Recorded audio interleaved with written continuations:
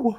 Oh man, is it good to be alive on a Monday night on these mock draft streets? Hey, welcome in everybody. As you can see, we got a new person in the mock draft streets tonight.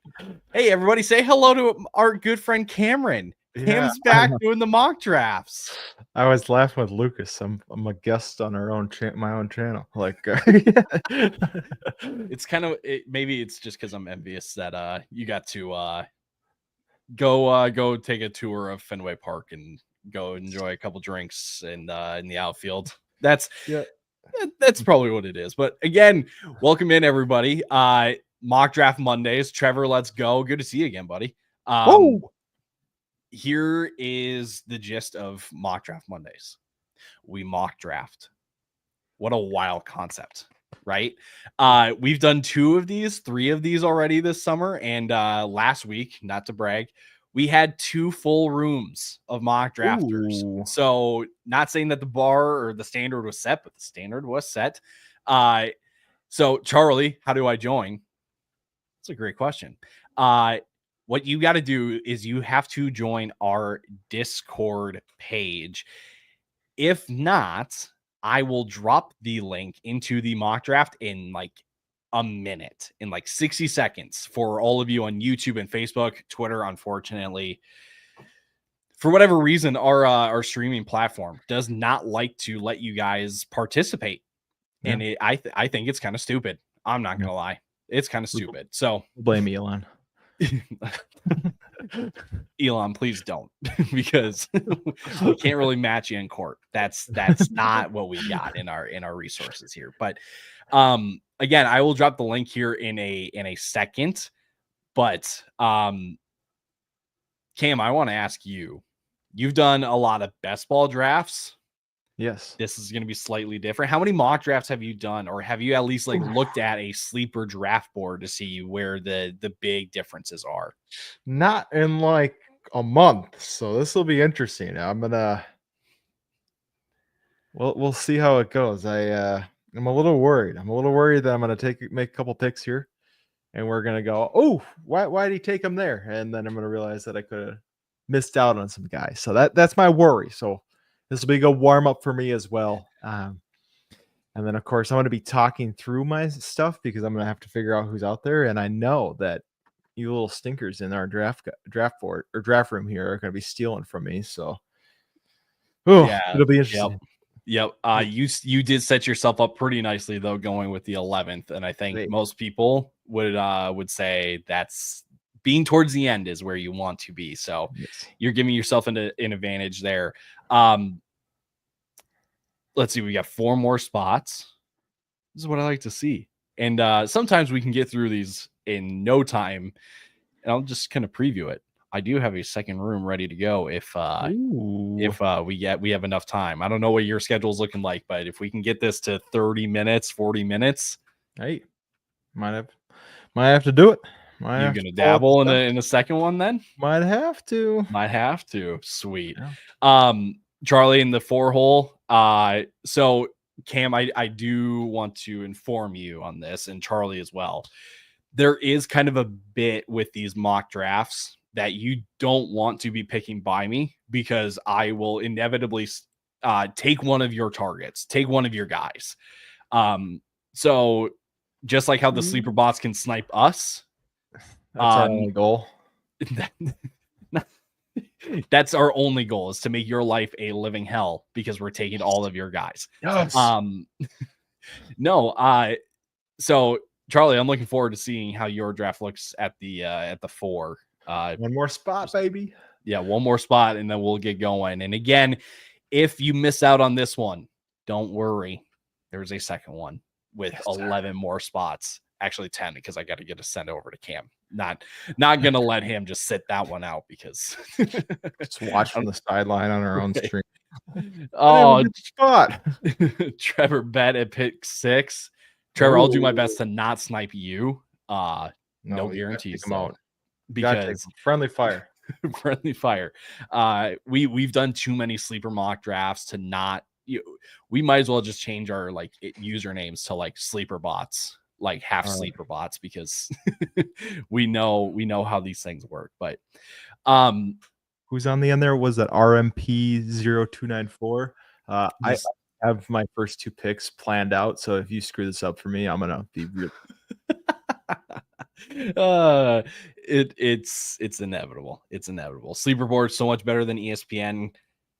Cray, this is a great comment because I have not taken a look at the ESPN board, but I can, maybe it is just because I'm so used to sleeper. Yep. I just never end up liking ESPN or Yahoo's big boards because again, I'm just so used to sleepers. But yeah.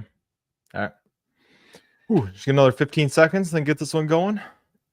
If we got one spot, Logan's flipping between team 2, between the number 2 102 and the 108. We need just one more. Tell them because they've been flipping back and forth, so you gotta start it on them so one of them gets stuck in the 2 spot. Yeah, right. We'll give it 30 more seconds and then we'll get going. I can guarantee you that there's gonna be one more person.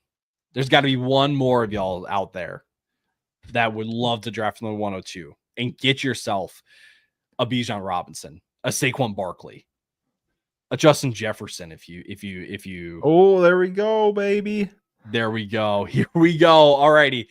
60 seconds. This is a PPR mock draft, full PPR. Right. And just so you guys know, rosters are 1 quarterback, 2 running back, 2 wide receiver, 1 tight end, 1 flex, 5 bench spots to give us a nice round 12. We don't have 3 kickers. I thought about it. I didn't know if I could alt this, get the scoring to show, 50 points for a 60-yard kick. So that's true. So let's get this one underway, shall we? Yes, do it. So 60-second clocks should move by pretty quick, but you never know. You know what? Just because the view is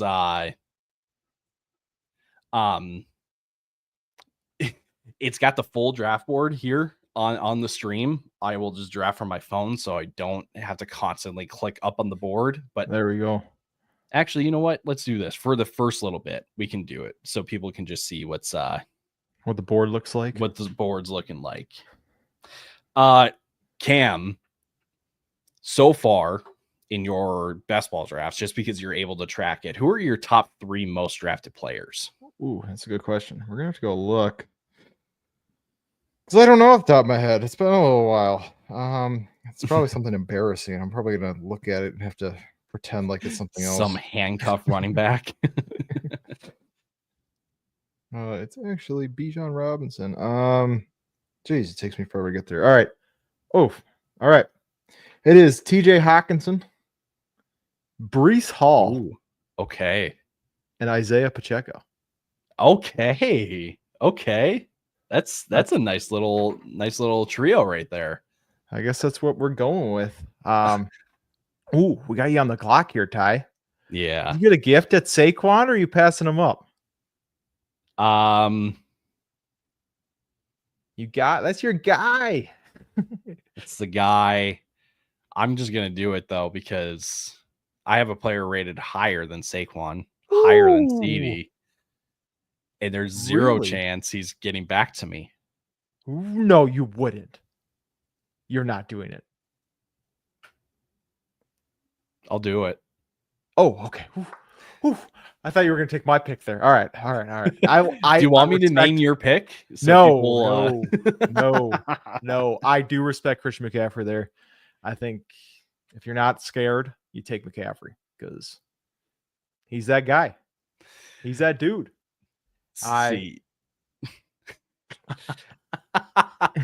Yeah. Unfortunately, when it's a player like Christian McCaffrey, we don't forget. We don't forget. I guess it is. It sounds crazy, especially because he's 16th on Sleeper's board. Yes, but my process is he's my highest rated player, and there's no chance that he's coming back to me. So I'm gonna let Malik Neighbors and Amon Ra fall to the 112. So whoever's at the 112 is gonna be happy because, like you, I have a guy ranked higher than them, and I can't let my guy go. We are Nope. taking Brian Thomas Jr. here, baby. Wow. We are taking BTJ because he has top 3 upside. So Wow. Top 3 upside. I think so. I think he's going to be the one that cracks in with CD Lamb and Jefferson. No, you didn't just do that to me. Man, I don't know why you thought you could get H and Oh, in the second. you didn't just do that to me. I thought it was Here we game of the go. board, Snipe being fest, all baby. smart. Well, I guess we're taking Malik Neighbors. Oh, Really? that's a bummer. Wow. Double receiver to start out. Yep. RMP, dude. Killing me, my Fascinating. man. Fragging, Killing me. I've been burnt by McCaffrey from last season. I'll never forgive him. Man, I get it. Charlie, the LSU stack is so nasty. Yes. You know I'm targeting Burrow. I mean, oh, you might as well. You might as well at this point. BTJ is the GOAT. Yes, oh, he is. a little Bucky Irving hitting your screens. I'll say this about Bucky. I don't mind the pick in the second, but I feel like he's kind of the odd one out when I look at most other players here in the second. Mm-hmm. Great, I know, Paul. Hey, we'll see. You know what? I respect the player takes. Ooh, Ty. I'm interested in what you do here. I don't normally do this, but here's been my justification for a lot of bad decisions on these mock drafts so far. We use these to experiment, right? We use these to see what build can I get, or if I can get a player to fall, right? Mm-hmm. We're gonna try it. We're gonna go Brock Bowers. Not normally a fan here of the early tight end. Yeah. No wide receiver start. We're going the opposite way here, Ty. Yeah, we're going the opposite way. And yeah, it is full PPR, and I don't have a receiver. So but you have Bowers 2 guys who catch a lot of passes. That is true. You guys catch passes. So we'll see how it goes. Oh shoot. B Perry, since you're still on auto, it just autoed you Josh Allen. I hope that's okay, but if it's not, please tell me so I can pause it. There we go. Because no one likes an auto pick.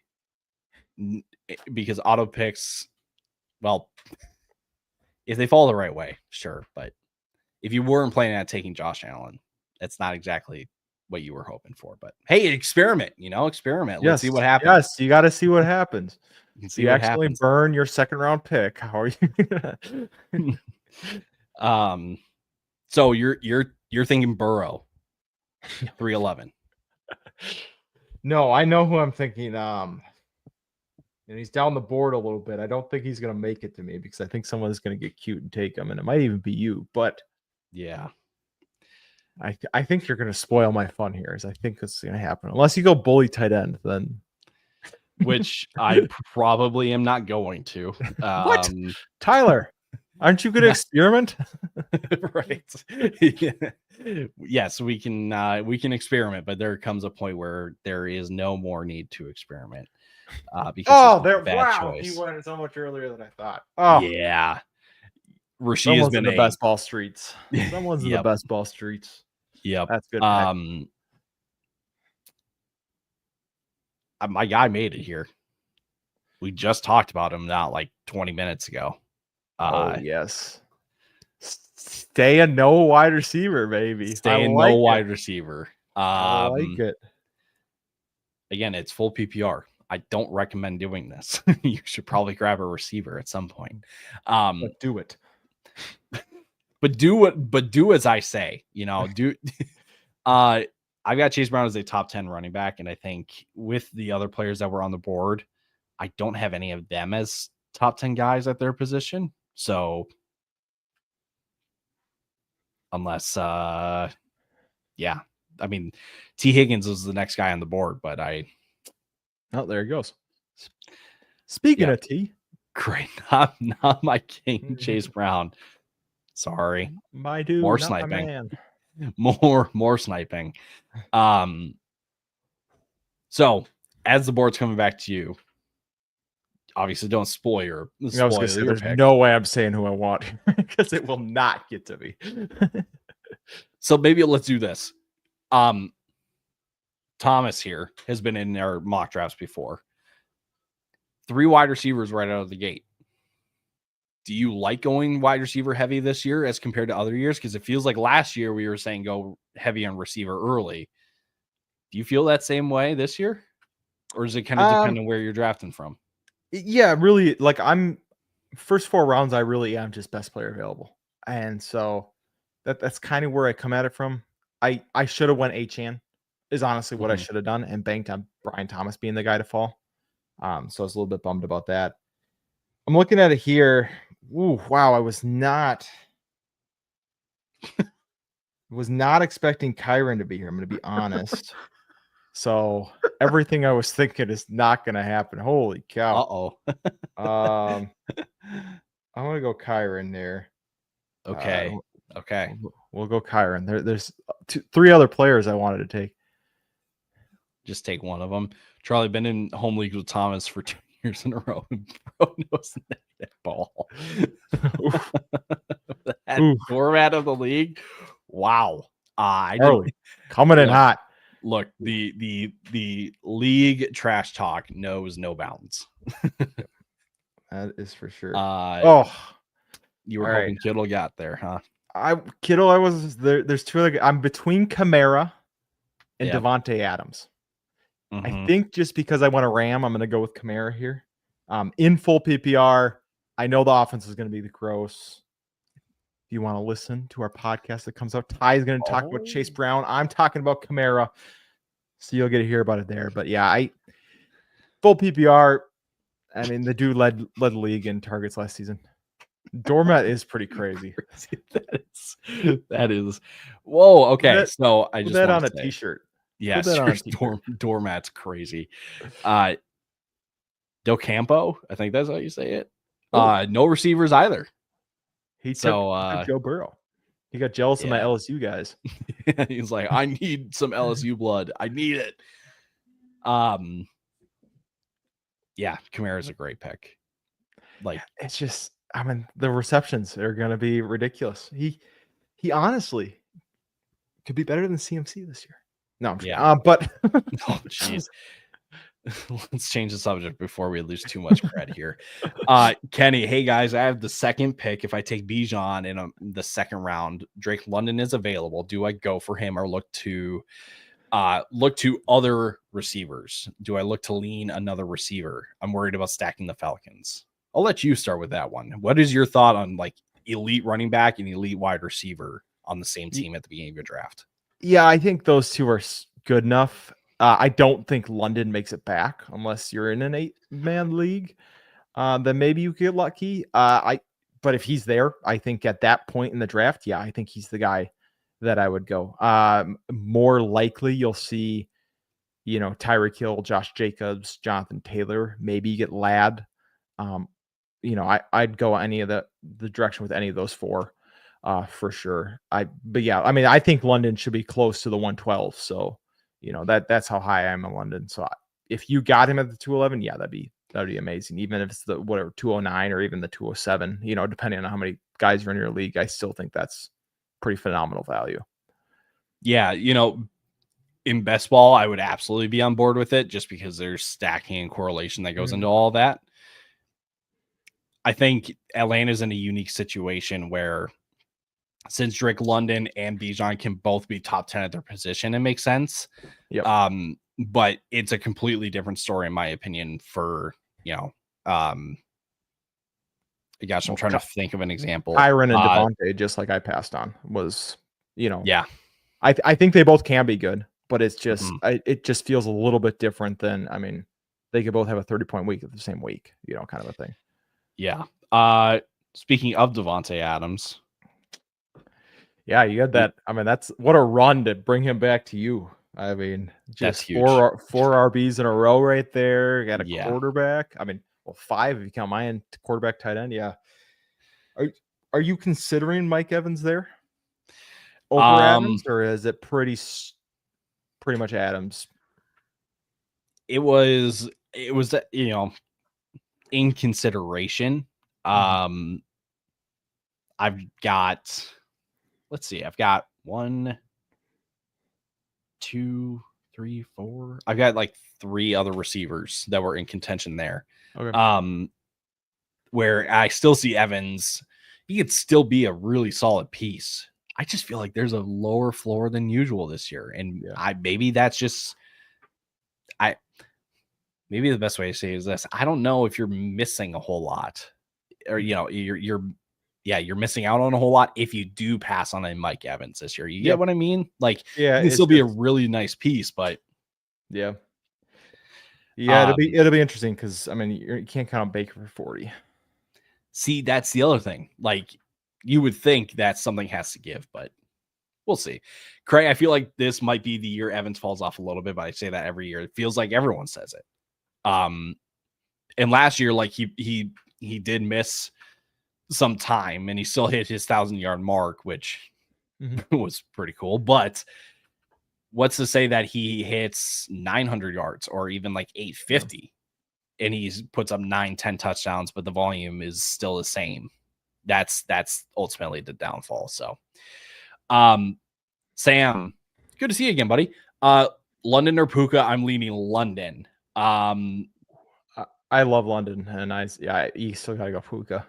Correct. What he's done these first 2 seasons is just unbelievable. Yeah. I do think it's actually closer than people want to say. It kind of sounds like a crazy take. I don't think it really is. Even if let me look at my rankings quick, because I think I actually have them pretty close. Yeah, I have them within 5 fantasy points this next season. So I have them very close. But I also am I'm the highest out of all 3 of us on London by quite a bit. So I have him as my wide receiver 6. So there is that as well. But I still think it's Puka. I think it's understandable that you would have London in contention. It is pretty clear Puka for me. Yep. But that's because, again, you're in on London, but you're also in on Brian Thomas.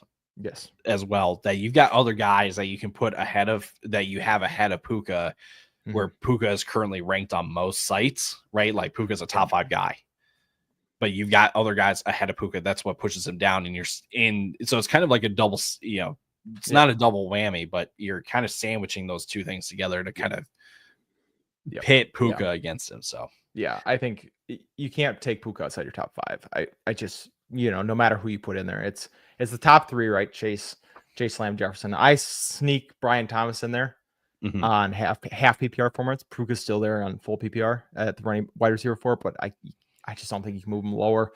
Maybe you want to make the Malik Neighbors case, but I struggle to make that one. Yeah. I want to get back to this after I make my pick, because this is I was literally thinking about this earlier today. So going to make my pick quick. And as you can see, I just want to show you this. 8, 8, 10, 14, 12. We're going even bye weeks, ladies and gentlemen. We're going to go Cortland Sutton there. So the Texans O-line is too scary to draft Mixon. I understand. The Texans O-line last year was pretty bad, and it's still going to be pretty bad this year. Not to say that you can go 1 for 1, that Mixon can just copy what he did last year, but he was still a productive back in fantasy behind a bad offensive line. But the point that I was trying to make, and I couldn't find a way to express it, maybe all that you need is just a different scheme, is just a different coach to come in and get you, again, in a different scheme. So on paper, it looks like the line is still going to be bad, but your system and your scheme can actually help, alleviate some of the troubles that the offensive line can have. And like the prime example that I had for this was Dave Canales going to Carolina, where Carolina's offensive line the year before Dave Canales got there, brutally bad. Like, it was most sacks or top 2 in sacks and pressures. Yep. And the year that he got there, they fell out of the top 10. So in top 10 in allowed. I want to say, but again, I do wonder if people are kind of. I don't want to say they're being too harsh on Mixon because of the offensive line, because I understand the concern, but I do wonder if, like, again, new system can help that offensive line out a little bit. What do you think? No, I mean, it can't make it worse. That's true. I think to, I think that's going to be a big part of it. I think just having healthy wide receivers is going to be a big part of it too, right? That was a big issue last season, as they were just jumbling around wide receivers, which made it very difficult as well. So I think when you add all that together, wow. Oh, you did not. Oh man, You son of a gun. Well, you man. stink. Zay Flowers right there for you, buddy. Yeah, no. I'm gonna reach down the board a little bit here. Oh no, I'm not gonna reach down that far. I'm gonna take a rookie here. I'm gonna go. Oh, really? Going Mr. Travion Henderson. Were you hoping he got back to you? Is that what you were hoping? No. Okay, good. I was gonna say. I don't think I need to touch running back for another. The reason I'm doing that is because I want Hawkinson here as well, and I'm assuming we're not bully tight end here. I'm assuming, but maybe because I just said it, we get it. We shouldn't be. Which, then I have to pivot. But yeah, all right. So I have Hawkinson ahead of Sam Laporta in my rankings. I trust in KOC. I trust in another year back. Sorry, Thomas. Diabolical. I had to do it. I mean, I wasn't going to. That's the issue. Is I was gonna go Waddle. Ahead. Kelsey ahead of Laporta. Interesting. All right. Okay. That one feels like a hot take. Again, I respect the player takes. I do. Hey, stand on your guy. I mean, for sure, especially in mock drafts. Stand on your player. Well, you should in your league too. I feel like we do have to talk about this. Yeah. Does Sampson go up with Judkins' recent arrest? I feel like the Browns aren't something. Does Sampson shoot up boards with Judkins' arrest? I feel like it's not going to matter, and he's still going to play. So, yes. It's still relatively fresh. There goes Judkins. Speaking of him, I think Judkins, it's way too early to tell if he's going to be able to play, if he's going to be suspended. He should be suspended, but it's just a matter of when. I don't think we can exactly say it's Dylan Sampson or that it's going to be Dylan Sampson's backfield. This team still does have Jerome Ford. Now he is working back from an injury, and he did take a pay cut to stay with the team, but he's the most veteran guy that they have in that room. So I don't want to say that like Dylan Sampson won't see an uptick in snaps and all that stuff. But I do think people don't see that Jerome Ford can still be a piece in this offense. Yeah. No, I agree. And I mean, there's no guarantee, even if they like find him guilty, that he even, gets suspended this season. I mean, I don't think they will before the season starts. NFL, they usually wait. The one thing that could happen is they place him on the commissioner's exempt list if they believe that he probably is going to be guilty. I don't know. Sampson, you might see a little bit of an uptick, even if, Judkins is playing, just because they're working him in more with just all this looming. It'll be really interesting. Drew Davenport on Twitter is he does legal analysis on all these player stuff. He's an awesome follow. He's where I get all my stuff from. So make sure if you want to stay updated, he just posted something. He's got like a show he's doing right now. But we'll post something later tonight on kind of an update of what the police report means and what you should kind of be looking at moving forward. Very, very much agree. Definitely go give him a follow. This works out great. Probably my breakout pick for the year, which we could talk about him on our next podcast episode, but we've talked about him enough this summer already that I want to shine some light on some other guys. It's Rome. Rome, baby. I know that Rome wasn't built in a day, but this Rome was built overnight. That was dumb. I think Rome has the opportunity to kind of emerge to be the guy here in Chicago. Yeah. No, that's the thing is it's just, yeah, I still believe in DJ Moore. Mm-hmm. And it sounds like things are starting to get back on the right track, right? It was a little kind of scary hours for us DJ Moore dynasty managers because it sounded like he was like, I'm not on board. But I think he is. But even if he does well, I think Rome still had 101 targets last season and an offense that we can all say was pretty bad. He's a high draft pick. Ryan Poles, they re-signed again, so he obviously believes in him because he was his pick. Moving up another year with Caleb Williams helps. So I think even if DJ Moore's still a factor, Rome Odunze, I would say still a top 20 upside for sure. Yeah, agreed. There we go. What was I going to say? How about I just think? What were you say? I just remember what I was going to say. The fact that we got about a 2-round difference between DJ Moore and Rome. Yep. I think, and I see that wide receiver room as ambiguous enough to opt to go Rome more times than not. I would agree. I was going to say, let's answer Wesley's. Yes. I like this question a lot. H.N. Henry Genty, especially because me and you are a little different here on Genty. So I'll let you go first.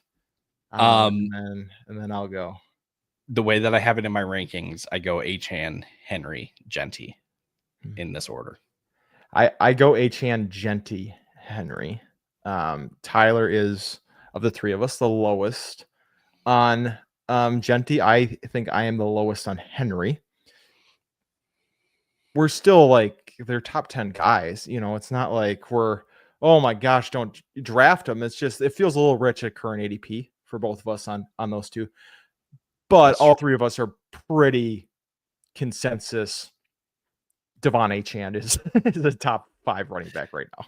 Yeah, we are very bullish on Achane now at this point. I wouldn't say that this guy is my favorite player in the world. But I feel like I gotta take him because I don't know what else I can get at the position here. I don't know how he made it here. Yeah, that's a much. I can swallow that ADP if he doesn't pan out. Correct.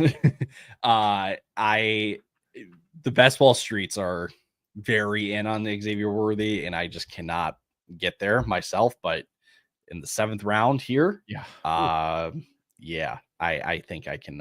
I can definitely take on that. Cray, thoughts on Jake Ferguson this year? I haven't thought about Jake Ferguson this year. That doesn't shock me one bit because we know your love for tight ends knows no bounds.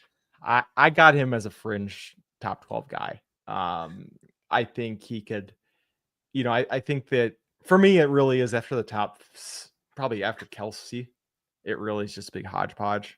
Even probably after Newton Joke, probably after tight end 8, it really is like all mixed together. I was hoping maybe Caleb Johnson slid back to me. You really needed another running back though. Yeah, well, I know, but another one. So Caleb was who I was considering instead of Travion at the 5'11 because that's what my ranking says. So that's how high. I know you are in on Caleb Johnson. That's how high I was considering taking him. I didn't. I went Travion because I do think Travion has higher upside, but.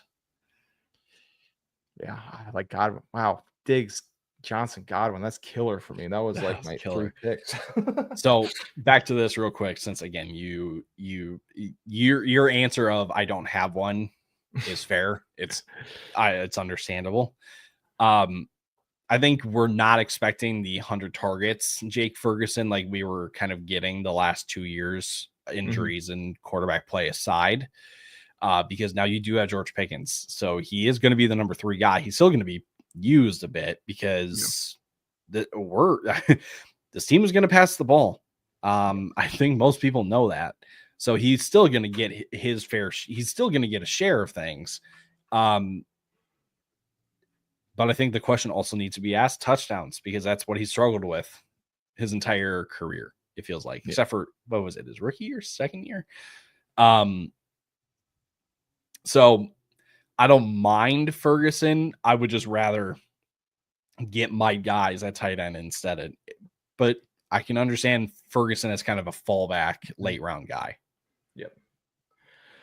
Oh, I did not think Evan Ingram was going to go that early. I didn't know either. Stinks. Oh man. Sleeper is great because Jonnu is still way up on their board. Mm-hmm. So it's always a game of like, how far is Jonnu going to go? Oh, I can't even talk through my picks here. I'm just going to make it, and then I'll talk through on the way around. Lucas, we didn't ask. I'm going to take Jacoby here. Addison was in contention for me. I already have a Viking, though. I'm low on Addison, and so I just don't trust McCarthy to support 3 options as a rookie. That's what it comes down to for me.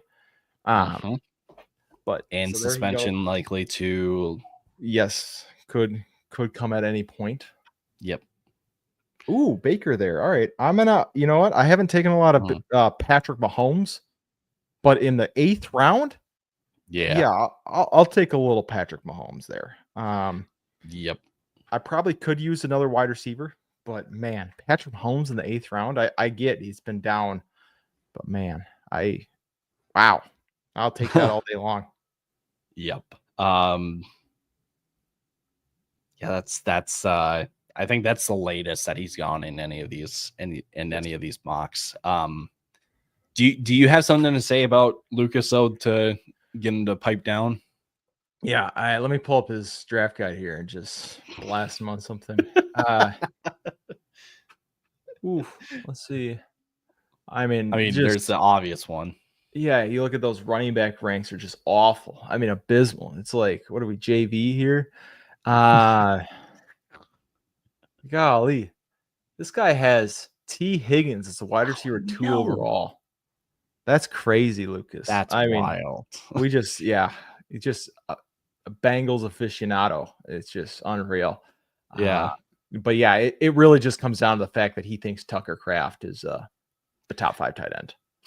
That's I mean, are we gonna listen to him anymore? I mean, he said Tucker Kraft top 5. Brutal. So here's what I'll say, okay, because that's a draft guide that we are a part of as well. You should definitely go check it out. Fellsdraftguide.com. 2/3 of it is really good. The 2/3 of it that actually redeems the 1/3 that just tries to be different for the sake of being different. Tucker Kraft stands unite. Well, speaking of Tucker Kraft, not saying that he's going to be. Oh, I have Brock Bowers. I thought I needed a tight end. I was going to say you were talking about Evan Ingram too, and I was like, oh, we are going to try and bully. I completely blanked on my tight end situation. Gosh, I need a running back here. Because I do need some depth. Ooh, there's a good one down the board. There is a good one down the board. Mr. Touchdown for the Vikings. What? You didn't go Cam Scattaboo? Look, I only like certain people named Cam. And he's not one of them. So nothing against the guy. He's probably a great guy.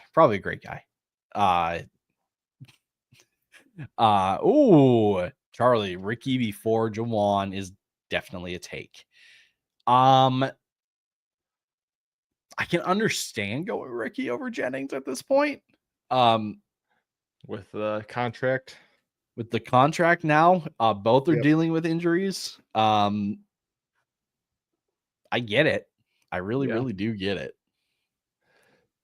Oof. Yeah, I'll admit my answer to the Ricky Juwan Jennings debate has been neither. I'm going to be honest. So it's for me, it's Christian McCaffrey, George Kittle, and then I think the other 3 are going to cannibalize targets enough where I'm not super high. I think they'll all be like, all right, but you're not excited about taking any of them. Yep. I like Thank you. I just saw that at Cortland Sutton and was like, I should probably go Bo Nix here. I got to see though, is Bo Nix my highest rated quarterback at this point? Technically, I've got one guy ahead of him. That's Brock Purdy. Ooh. But Bo Nix just makes more sense for having Cortland Sutton than going Brock Purdy for the sake of going quarterback. Yep. Cray, this is an interesting one. I think we saw Jennings' ceiling last year. I don't hate that take. I don't either. But if there's a better chance than not that we see that again, I think it's it's not saying that I'm out then, but I can't believe it, Ty.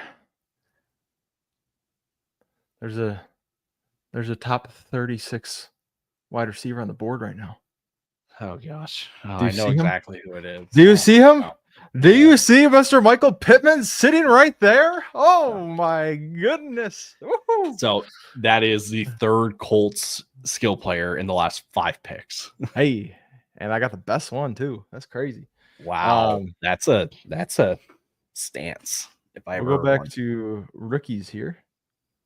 We'll take Jaden Higgins over Ibuka.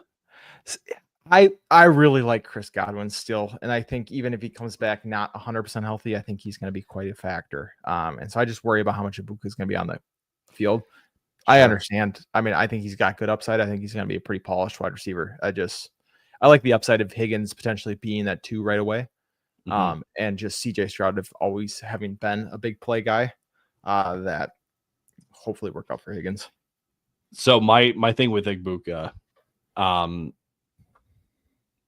Tampa last year was where were they in terms of 3 wide receiver set usage? They were top 10. So there is a world. Yes, Ibuka's best position is the slot. Mm-hmm.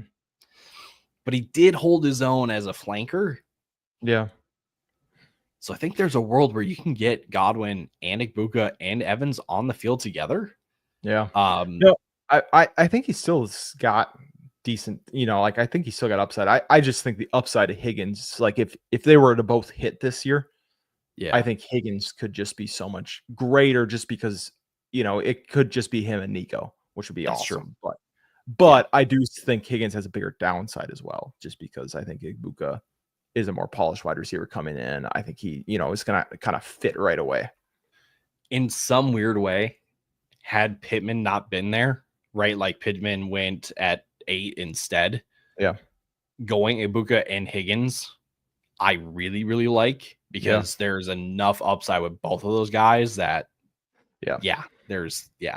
Anyway, what was I going to say about my next pick? What would you do in my situation? 4 wide receivers, 3 running backs. The onesies are pretty set. You don't need to force another quarterback pick, but yeah, I don't know. I mean, I think it's just whatever you want here. Really, I don't think I think you just go whoever you think your best player available is, and I think tight end's probably the only one I wouldn't go. Yep. But even then, I mean, I don't hate a tight end pick here just because you really can go anywhere. Running back might be, but we're experimenting again. Ooh. Justin Herbert is a top 10 quarterback for me. Yeah, I don't hate that pick because now you can just play matchups with the 2 of them, and unless it's a weird week, you're pretty much guaranteed a top 10, top 10 finish. So I like that a lot. Yeah. So we'll see what comes back around. What's your thought on Justin Fields this year? Because I feel like a lot of people are going to look at him as kind of the later round, kind of like slam dunk rushing upside quarterback pick. Yeah. I don't know exactly if I'm with it. Yep. I agree. I think obviously he has crazy upside, but I just don't think it's going to be like, I think it's going to be more like his second year in Chicago. like that 18 fantasy points per game. Like I think it's going to be like he was in Pittsburgh. Like I think it'll be good. You'll be happy, but it's not going to be this, oh, he's a league winner all of a sudden. For me, he falls right in the middle of that huge tier of quarterbacks that we've been talking about. And I could see him finish. I mean, let's be honest. He could finish with 13 passing touchdowns, and it wouldn't be that shocking. That's the He thing. could also have 22 and 8 rushing touchdowns would be awesome. But there are just both sides of that coin. Trevor, should I have went Herbert over May because I had McConkey? Personally, I would have, not just because of the stack, but because I have Herbert ahead of Drake May. I don't know if you have that same, if that shook out the same way. I have May over Herbert, so I would go May. I'm not as worried about it in redraft leagues as I am in best ball, right? Because you're just going week to week. It's more fun. Usually, I will go Herbert over May there, just because I think it is more fun to have the stack, and to have you score a passing touchdown is 10 points. But if I'm just going off my what I should do, then I'll go. Who just went? I can't even see. Oh no, it's we just talked about the Denver backfield, and I should have gone J.K. Dobbins instead of Ramondre Stevenson, not just for the Denver correlation, but because I've got J.K. Dobbins ahead of Ramondre. But oh well, it's my running back 4. Rashid Shaheed here. Yep. Sounds like he should be healthy. Obviously, I talked about with Kamara, could be a gross offense. This late, though, I really don't mind it. I do need a running back. Just a little handcuff play, Jarquez Hunter, a little Devin Neal. No, we're going for straight upside here. Of course. I want a day 1 starter right here, Ty. Oof, man. Wandale is a day 1 starter. Do I really got to take him? We're gonna go with a little Ray Davis here. Yeah, baby. Similar to what's his name, Jordan Mason.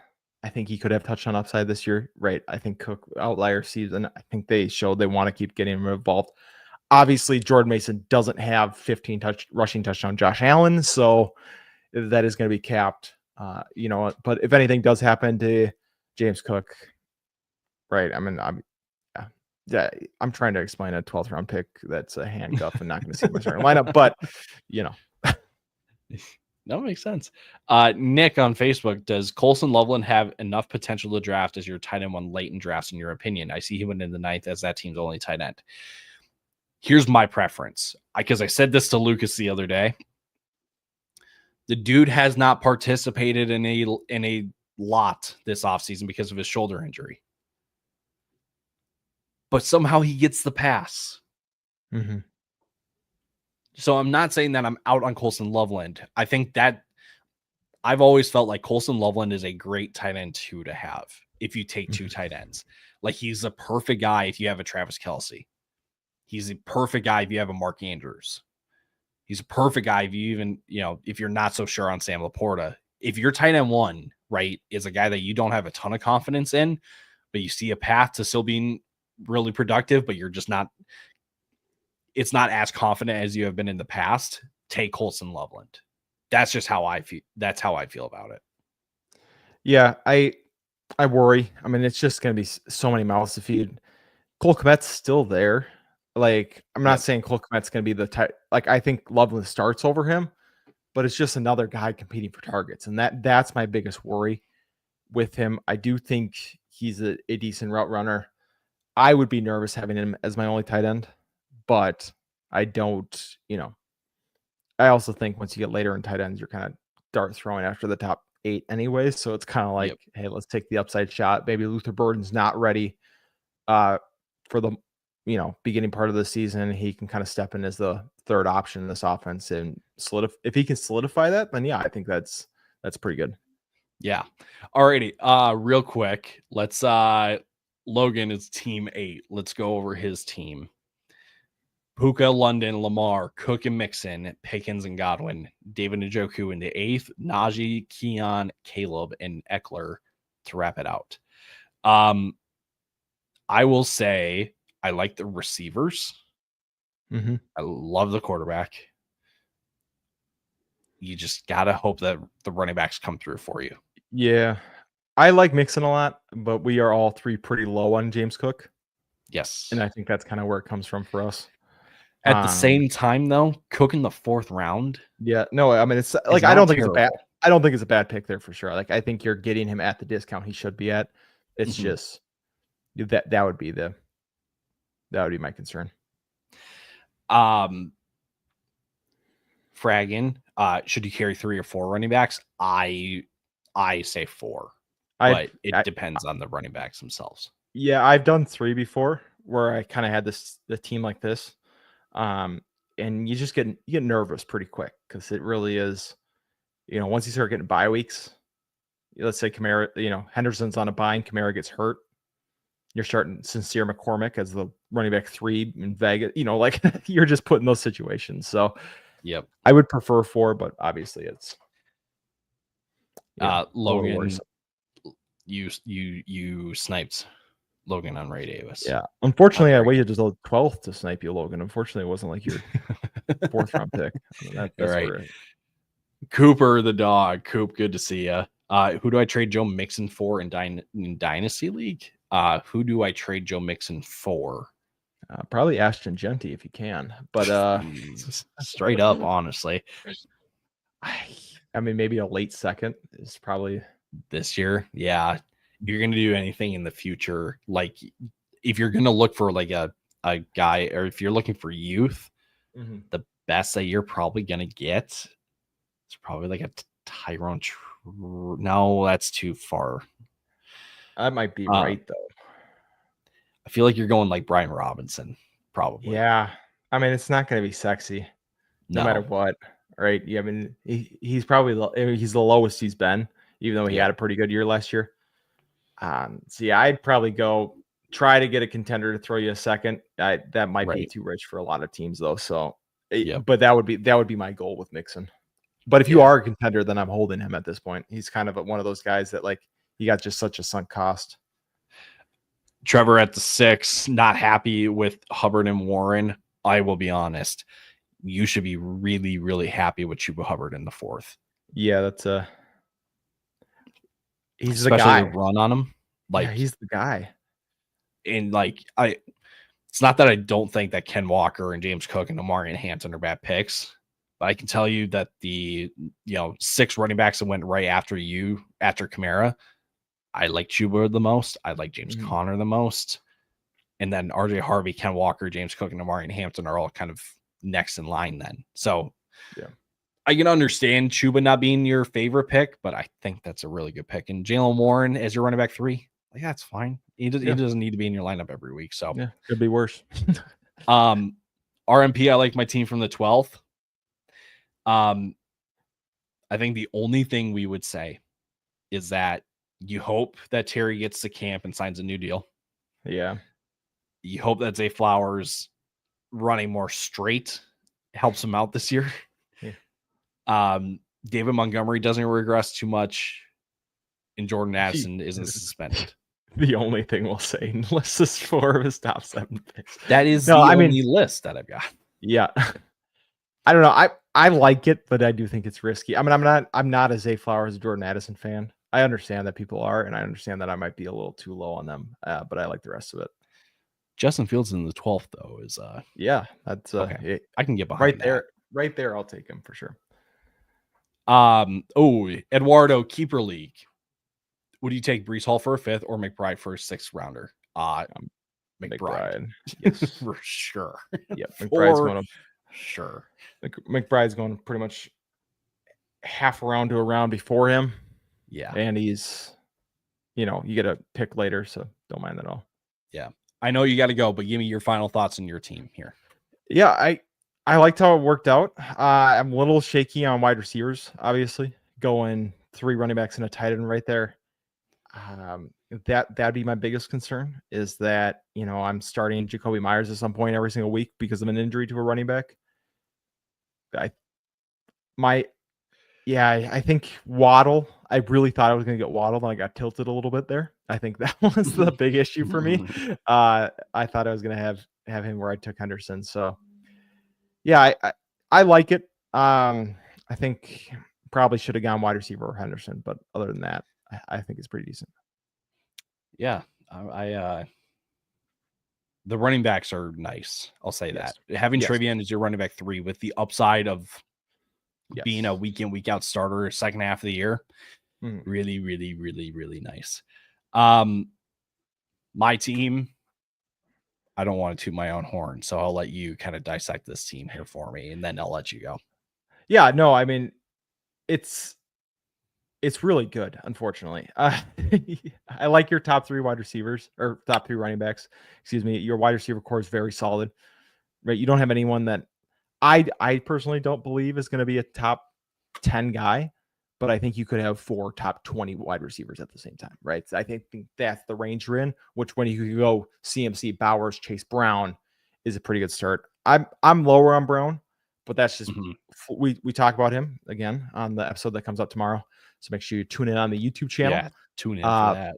But Ty paints the upside picture, and you got to admit, I mean, it's definitely there. Jordan Mason, we both love, and then the double quarterback with Ramondre and Quentin to finish it. It's hard to hate on that one. This might be one of my favorite teams for at least like the middle picks. Yep.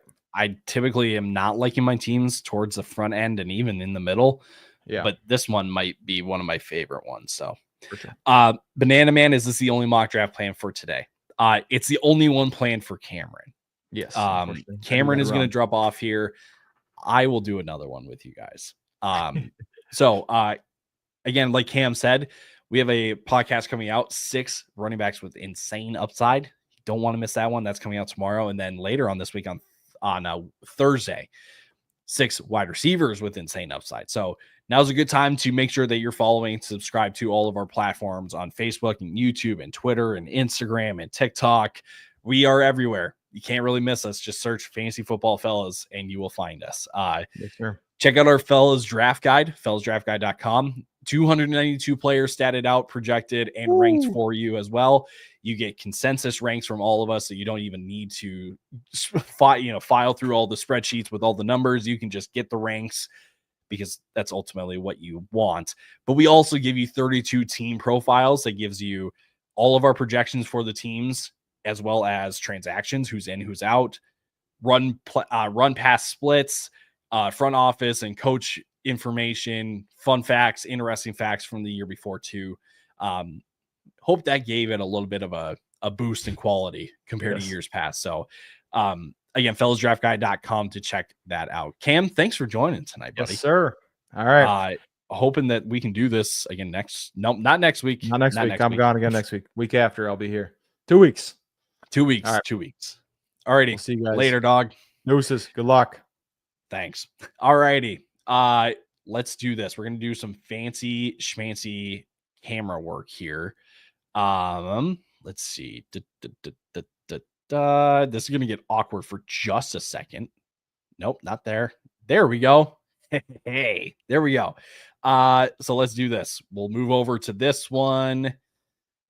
Copy this. Sorry. Getting this over.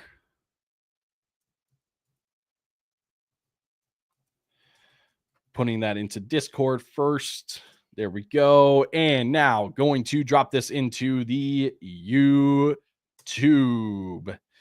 and Facebook chats. If you want to join in on the second one, now is the time. Banana Man, see you right there. Thanks. There we go. Trevor in this one again as well. With the draft guide, when you release a new version, how will it be notified? You will get another email saying that there's a new version and you do the exact same downloads like you did the last time. So still all the same content as before, but just, again, updated, newest version as well. So that'll be an email. That'll be in the email. So indeed it is. Steven, you guys should do a 10-team full PPR strategy.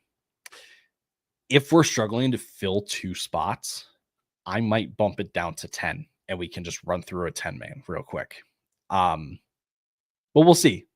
I like the idea because we've done 12 mans, and I've said before too, I want to do kind of fun mock drafts And maybe, the closer that we get to August, what we'll do is we'll do like a normal kind of 10 to 12 team mock draft in the first one. And then in the second one, we can get a little crazy with it. We can do a third round reversal. We can do a tight end premium. We can do whichever one we want to have fun with. We can do that in the second one. So how about this?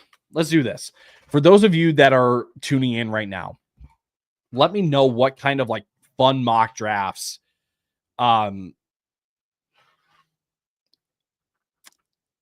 what mock drafts you want us to do, right?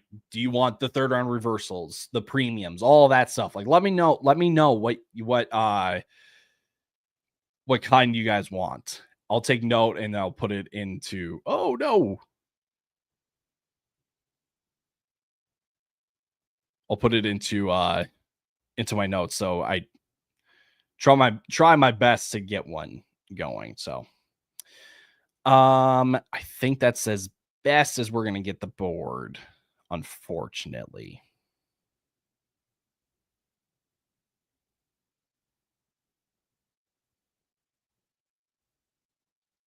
There we go.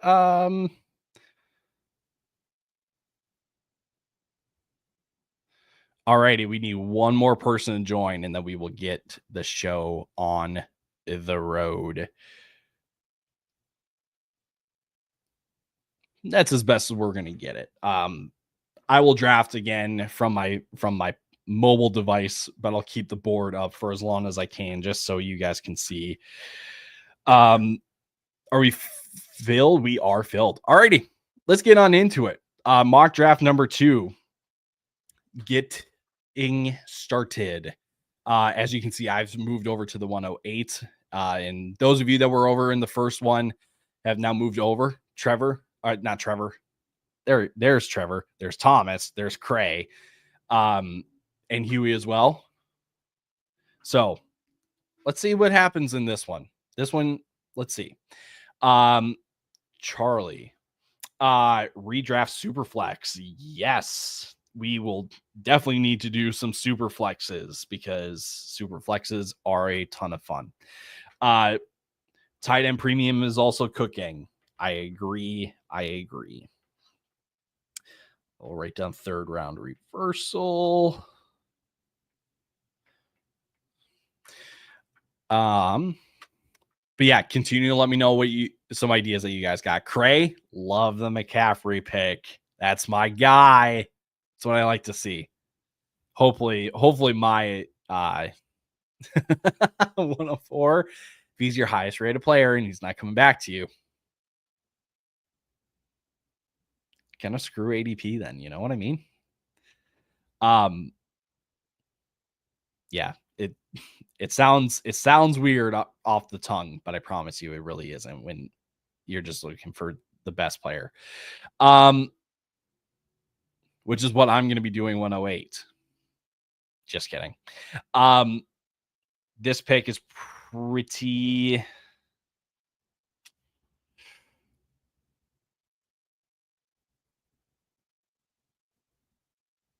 screw it. We ball. Cray McCaffrey is running back 1 this year. He has a daughter to provide for now. The dad genes are absolutely going to be kicking in this year. The dad genes are going to be kicking in. Injury history is a red flag, though. Boom bust pick. That's the thing. And honestly, here's the thing with McCaffrey. If he booms, we know what that looks like. Right? So, yes, I thought I was going to go receiver. And then I looked at my board and I said, he's not even my highest ranked player. And I knew that Achane wasn't coming back. So I went Achane. We'll see how that turns out. Nice little run on receivers. I did kind of set up the board really nicely for the 4 right behind me to get some really, really good receivers.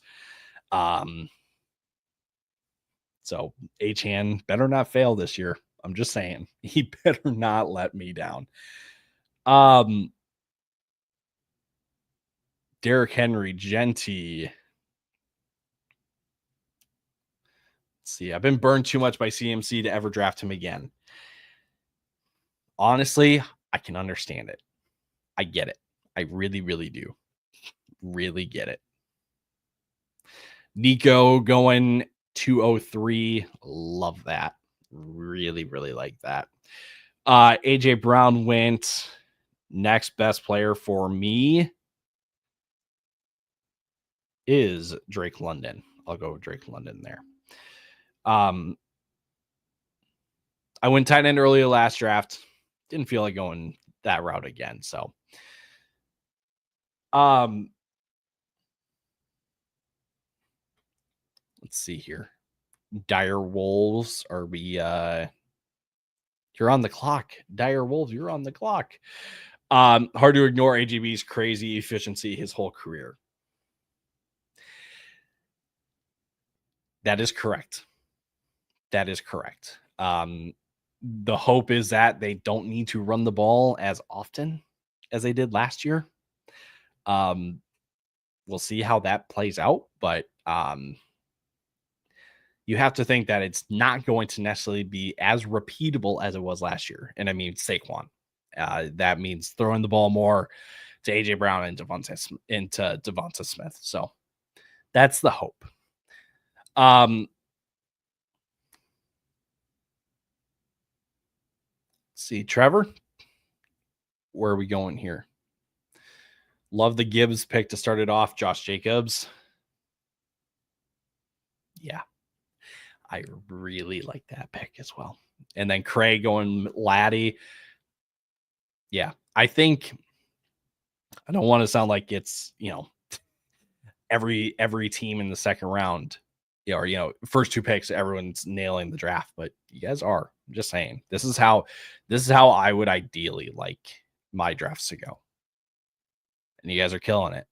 So, I think they try and reserve Quan a bit more. Bro had 450 touches last year. See, that's the thing. But at the same time, if it's going to hit as much and as often as it did last year and it continues on into this year, they shouldn't change that. You know what I mean? You would think that they would continue down that road. But again, 450 touches does kind of beg to be regressed. So, Cray, Lad Herbert is going to feed families this year. Okay. Cray, I just need to say this. I can't have you saying that too loudly. Okay. Because that is a strategy I want to hit this year. That is kind of my goal. That is the stack that I want this year. So don't say that too loud. Don't go around telling people too much about it. But I think that's yeah.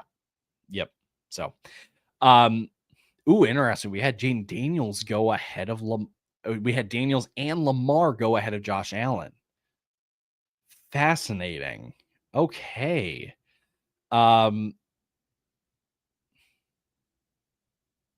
Let's see where we go. Cray, Chase Brown. My man, Cray, you are absolutely killing your draft so far.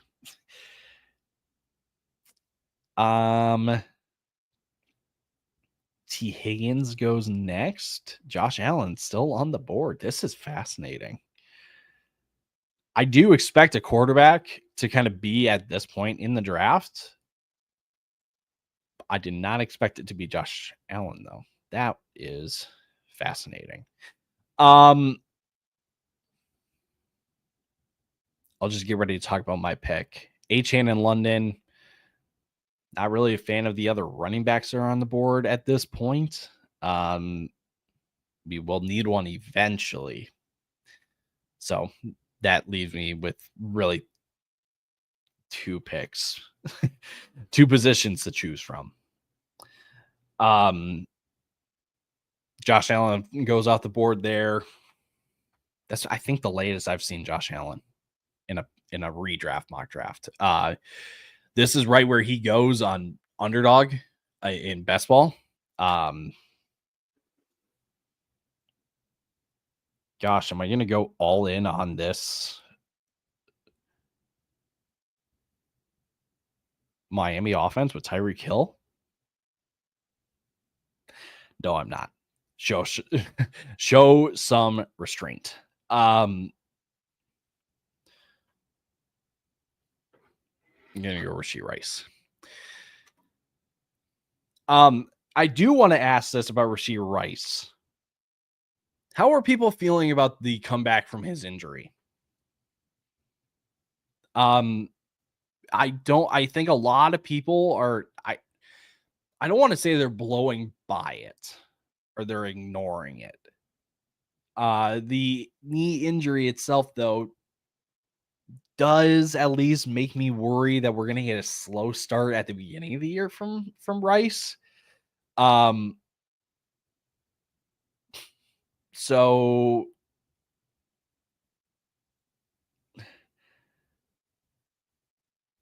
scary. Yeah. Bait and switch had me tweaking out. Wonder if she like a housewife wants a date.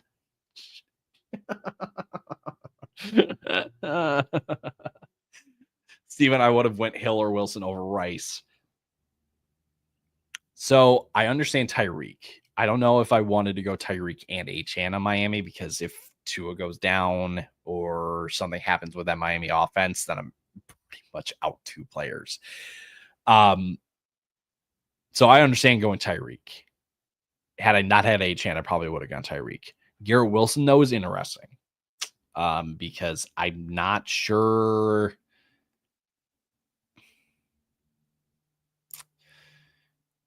He's going to get volume, but I don't know. I feel like it's another JSN type year where, yeah, JSN was a top 12 receiver last year in total points. And let me just pull this up.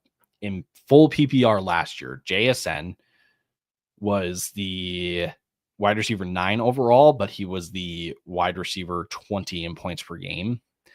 I kind of wonder if we get that from Garrett Wilson, where he's going to get volume, but he just doesn't find the end zone enough. So on the clock again, I don't.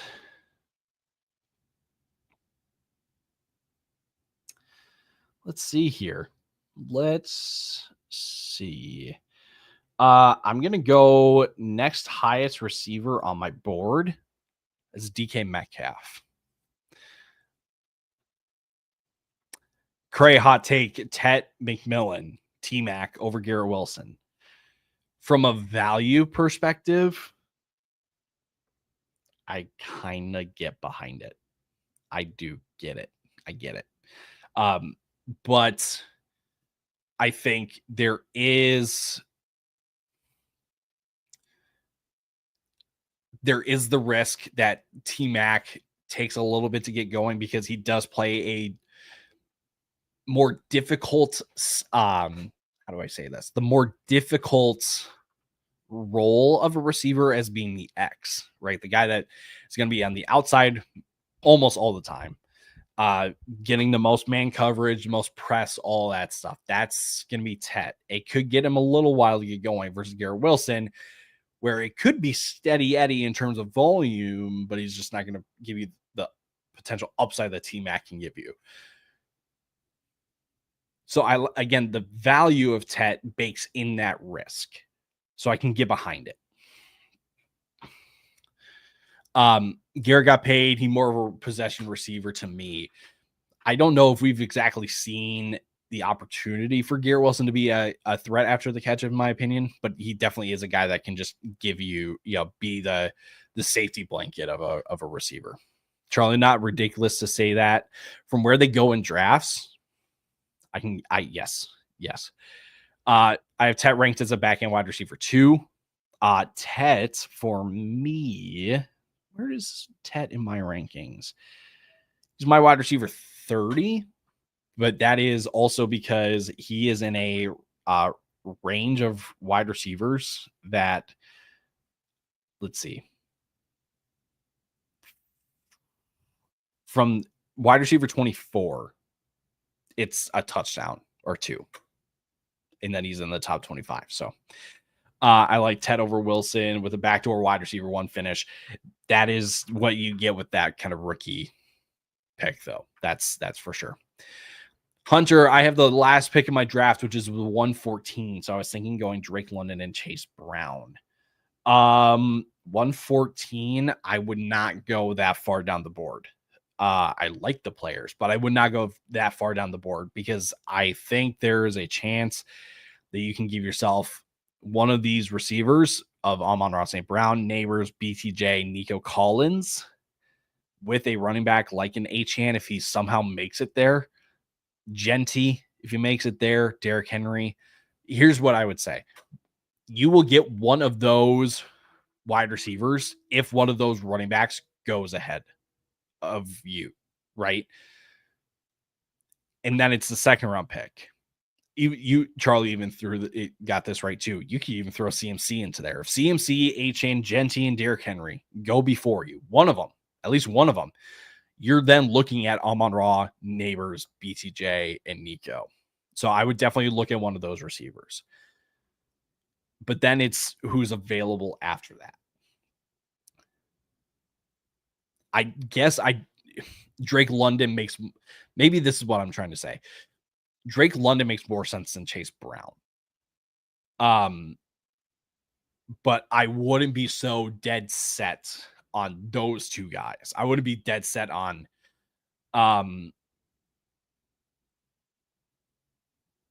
again, I wouldn't be so dead set on those guys. I would just let the board play out, see how it falls, and then honestly, probably just take the best players that are there.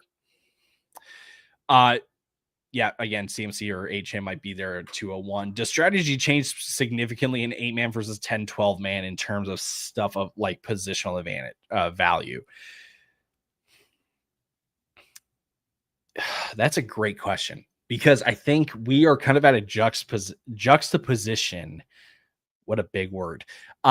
Where we have seen so many receivers getting pushed up the board that there are still really good values out there. Looking at like the quarterbacks, like in years past, we're having to pay second round capitals on Josh Allen and Jaden on Lamar and those guys. So I think my strategy more so in a 8, as I'm on the clock here, I'm just going to make my pick real quick and then I'll continue. Time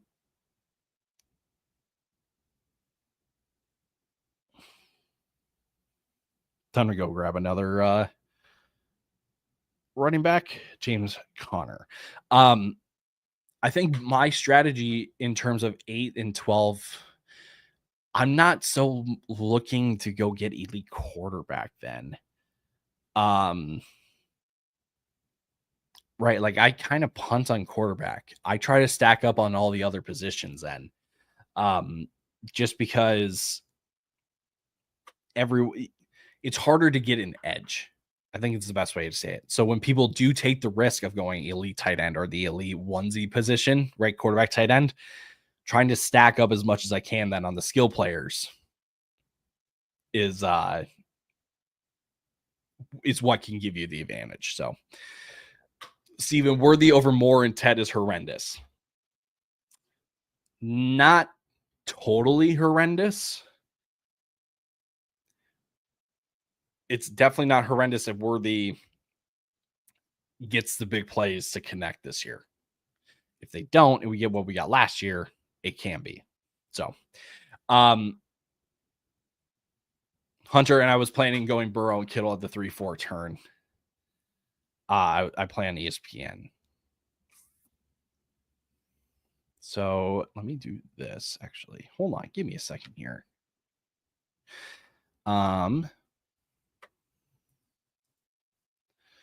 Let's just pull up the rankings for ESPN quick. PPR top 300 according to Mike Clay. I think these are Mike Clay's projections.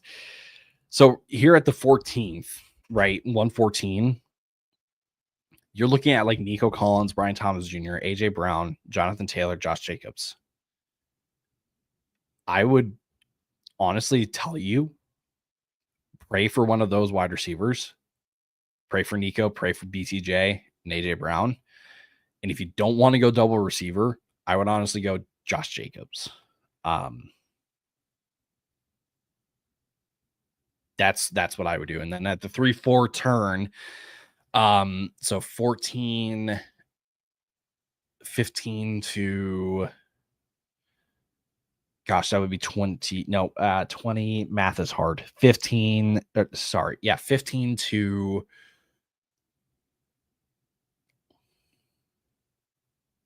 gosh, math. Can't do math. Somebody help me out. Burrow, Kittle at 3-4 turn. I don't know if you need to force the Burrow pick. I think if you're going to take a guy that you're just going to be banking on touchdowns from, I think you can wait on that, on the quarterback pick. I don't mind Kittle then, probably there. Charlie, where can I see your position ranking? On fellowsdraftguide.com. I wish there was a way that I could like load in my position rankings into these mock drafts. Unfortunately, I cannot. But fellowsdraftguide.com is where you can get my rankings. What do you think if Henry fell? I would definitely take Henry there then. Wesley, great question. Let me make a pick and I will touch on this because Cam and I talked about this a couple minutes ago. Rashee Rice, I'm going to go stack with Patrick Mahomes. Do you think Judkins charges raises forward stock at all of the Browns? I do. Not to the point where it's like, I got to go get Jerome Ford. But a lot of people are looking at Dylan Sampson just because they took him in the 4th round of the draft this year and going, well, then he's the guy. I don't necessarily think it's Dylan Sampson. It's his backfield. Yes, Jerome Ford is coming back from injury and he took a pay cut to stay on the team, but he's the most experienced guy in that room. So I wouldn't be surprised if we're looking at a Dylan Sampson, Jerome Ford split. And so while everyone's going Dylan Sampson, I'm probably going to be going Jerome Ford. I'll be honest. So that sounds crazy because I liked Dylan Sampson in the draft process. I liked him coming out of Tennessee. But I do remember saying I don't know how much I like the fit of Sampson in Cleveland. And if that's the case, Jerome Ford's probably going to get in more than people want to. So, again, I'm not going out of my way to go get those running backs by any means. But I will dabble in my best ball drafts with some like 18th round Jerome Ford. That's for sure. I feel like you said he already knows the system. If healthy, it probably I think that's a pretty easy conclusion to draw there. So, that being said, again, there's still so much that we do not know about the Quinshon Judkins situation. So it is still a relative like play by ear, wait and see kind of thing. But if I had to choose one today, I'm probably taking Jerome Ford just because of cost. That's probably what I would say.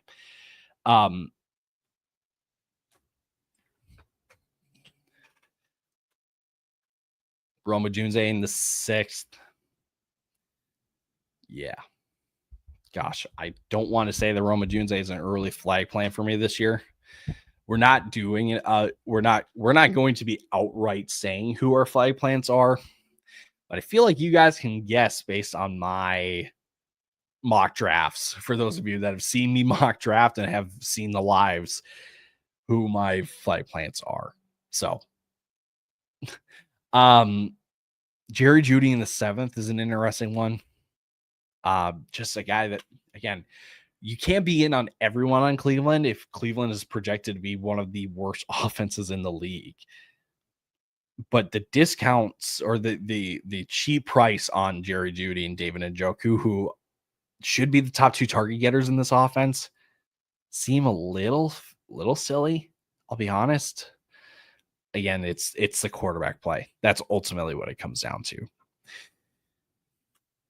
As we're coming up on the clock here, we went 2 running back, 3 wide receiver, quarterback start.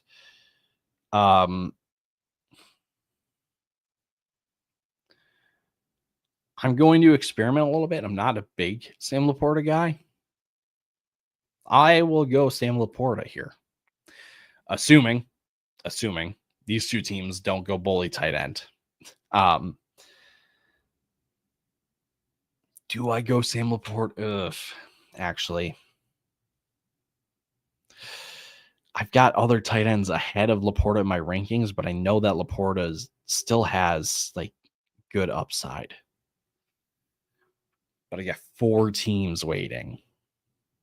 We'll experiment. Laporta is lower in my rankings. He's lower than Evan Ingram. He's lower than David Njoku, Travis Kelce, TJ Hawkinson for me. But I can understand the path for Laporta still falling. That's the thing.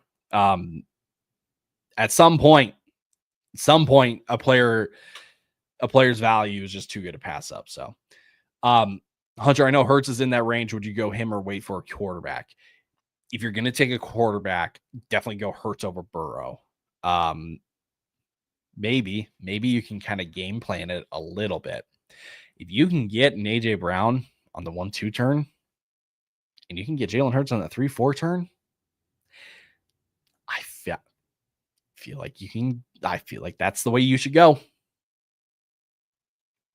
Am I wrong? Getting that AJ Brown, Jalen Hurts stack might be real nice. And Mark Andrews goes right after Sam Laporta. Man, where I did get a value on Laporta. I wonder if people. Yeah, I think the general thought with Laporta is that they would rather take TJ Hawkinson, but then Kelce, Laporta, Andrews, Evan Ingram, David Njoku, they're all going to be going within a round and a half of each other. And I get it because there's an argument for upside for all of them, but there's an argument for downside for all of them. And it's just a pick your flavor kind of tier. So I get it.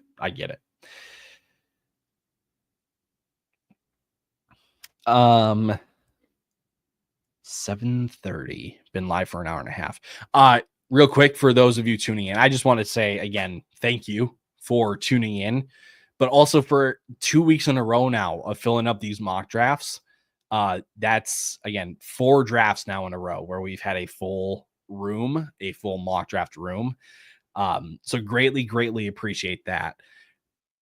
And I'll say this, if your league mates, or if you know people, your friends that want to start getting into fantasy football, tell them about this. This is a great way to kind of dip your toe into the pool, into the water of fantasy football for 2025. Tell them to check out the live. Tell them to join, to chat away, but also then to get involved in one of these drafts. The more people, the better, honestly, because ultimately my job is to help you guys win your leagues.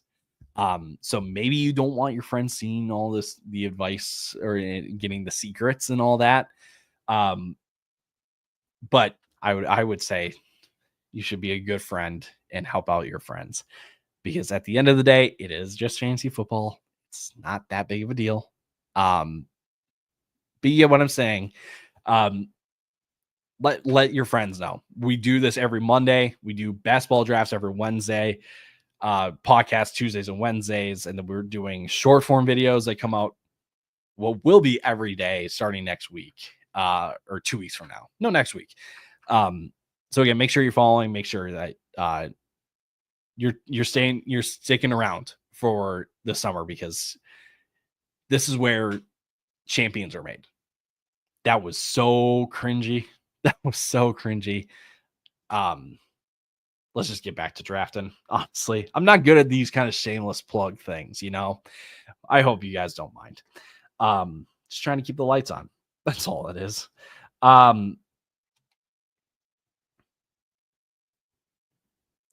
Probably need another running back here before the board gets really, really grim.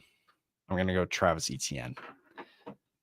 I'll be honest, I think they both have, him and James Conner have the same bye week. That's fine. It's a mock draft.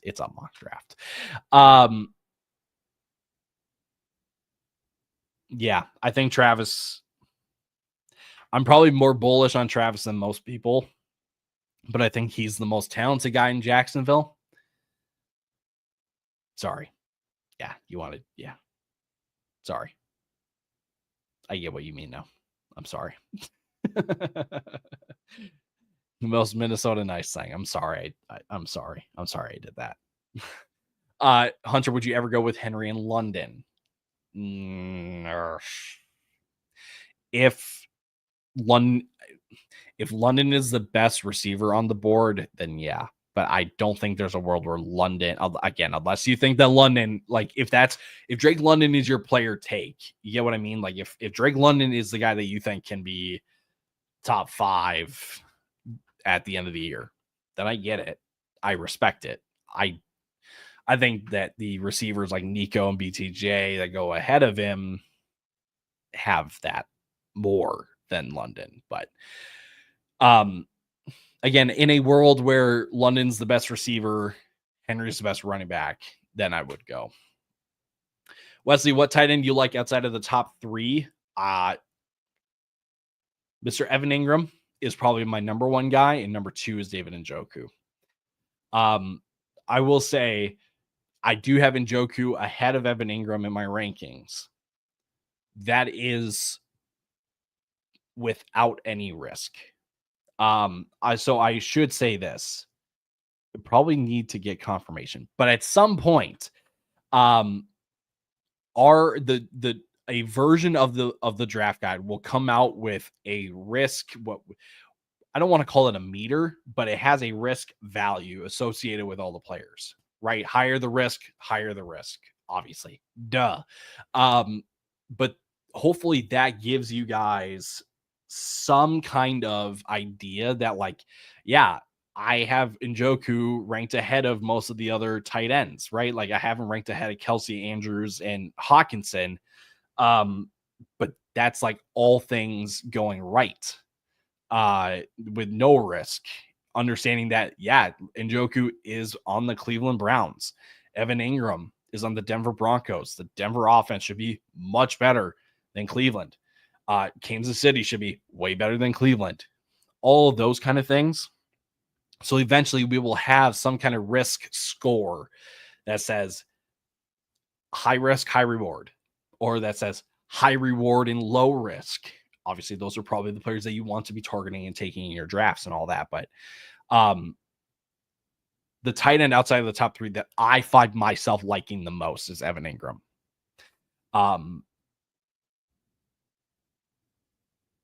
So just for future notice, there will be risk. Lucas and I joke around that we're going to add in a dog meter into the draft guide. So higher the dog, higher that we really like those guys as a trio of us 3. Maybe we find a different way to explain it, but we just like the idea of a dog meter. Will, I've always been a lad guy, but that far ahead of JSN is bold. By 5 picks, it's not terrible. Here's what I'll say about JSN, right? 1, 2, 3, 4, 5, 6, 7, 8, 9, 10, 11, 12, 13. JSN was definitely dog meter. Good. I like the dog meter. Okay, good. I appreciate that you guys like that as well. Craig, I'll get to your question there in a second. JSN being priced as a top 12 guy when he hasn't finished as a top 12 guy, like, yeah, he finished as a top 12 guy overall, but points per game, he was still outside the top 15. I think JSN has more risk than we want to admit at the price tag. Not saying that like he's going to bust or anything like that as I'm on the clock. Let me just quickly pick and I'll continue that thought. Because I don't mind. Oof, this board. I'll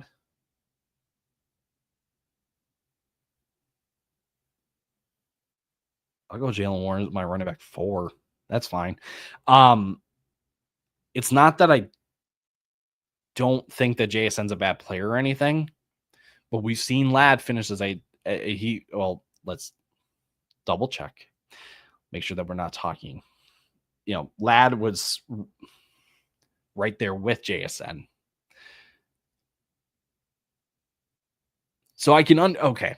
Let me start that over. I can understand having I can understand the take of that, like, well, why does Ladd go that much higher than JSN when they both relatively finish the same?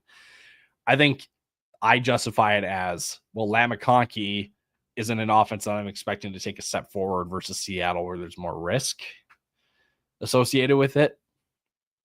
But I understand that, like, well, there's actually risk with both guys, whatever the risk is. I get it. I do get it. Cray ranked these three: Scadaboo, Jordan Mason, Tyjae Spears. I can tell you for sure that Jordan Mason is definitely the first guy there. And I would probably go Tyjae Spears and then Scadaboo. That's how I would go. Aaron Jones still has gas. That's true, but there is also a reason why they brought in Jordan Mason. That's my interpretation, at least. Just because I don't think they want to give Aaron Jones another 250 carries again. Craig Jason is a slot merchant with low ceiling. McConkey will be a top 5 receiver within the next 3-5 years.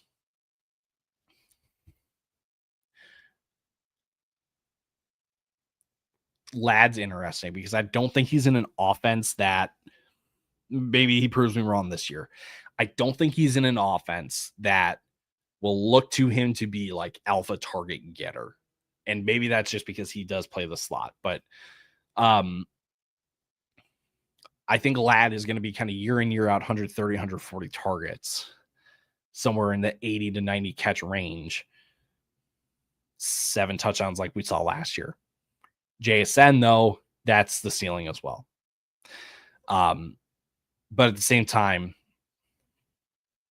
Ladd has a much better quarterback that can help boost that. So, Will, in my opinion, they're going to be bad, and they'll be forced to use them more outside and down games with a slightly withered Cooper Kupp. I'm betting on routes 1 when playing from behind. Again, I love Ladd.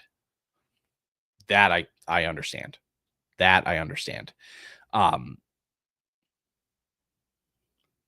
Oh, I'm on the clock. Shoot. Boy.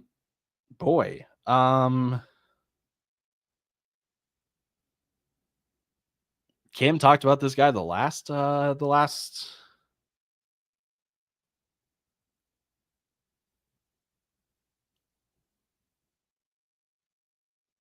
go Jaden Higgins there. I'm a little biased on Ladd after the end of last I can't blame you. Easy B Dynasty 12-man Superflex offered Josh Downs with both a 26 and 27 second for Brian Robinson and Luther Burden.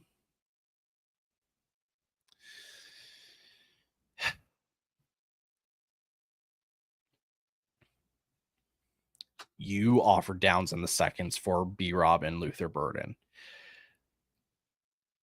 Again, I think it depends on how much you like Luther Burden. Do you think that Luther Burden kind of steps in as number 2 guy if they move off from DJ Moore? And I'm just going to do this. DJ Moore's contract, I'm not exactly familiar with. So I'm not sure if they can, what moving on from DJ Moore would look like. There's an out in 2 years from now. I guess they could cut him in before the 27 season. Because it's a $28.5 million cap hit and just $8 million in dead cap, but the year after it's 4 in dead cap at the same cap hit. So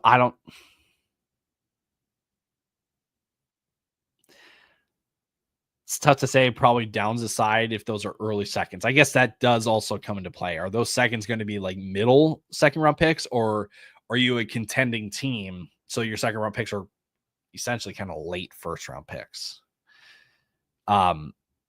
You have the B-Rob side.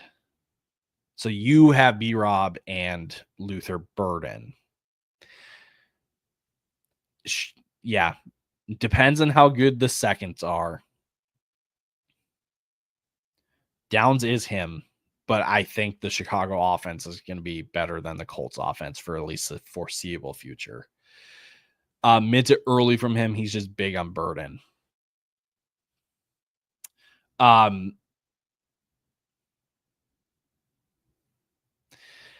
I guess you're banking on him.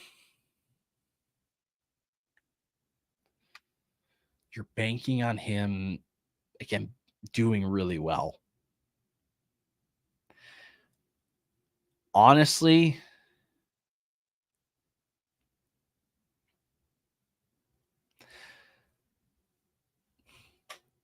I would sit on it for a couple more days. Think about the picks, but also think about Brian Robinson. Just because he's been the guy that's gone untouched so far as we've talked about this. Brian Robinson, I believe, I'm going to confirm this. He's going into the last year of his deal.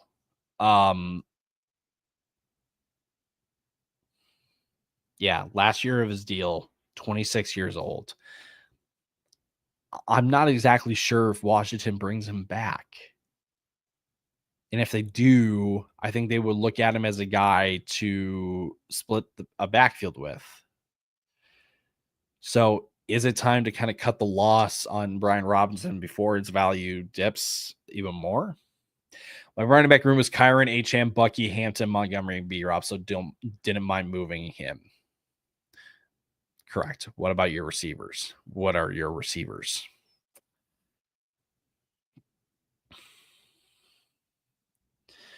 As we're about to be on the clock again here shortly. Probably won't be able to get Colson Loveland because I'm getting auto-picked right before me. If you have time for Burden to take over, then it might be worth waiting. That's also true. The question, again, it's just a matter of when is Burden taking over? Because I really, really don't know how the team can move. They're not moving DJ Moore in the next 2 years. Wow, I didn't. Let's go a little bold. We'll take Colson Loveland as a tight end too in the 11th round.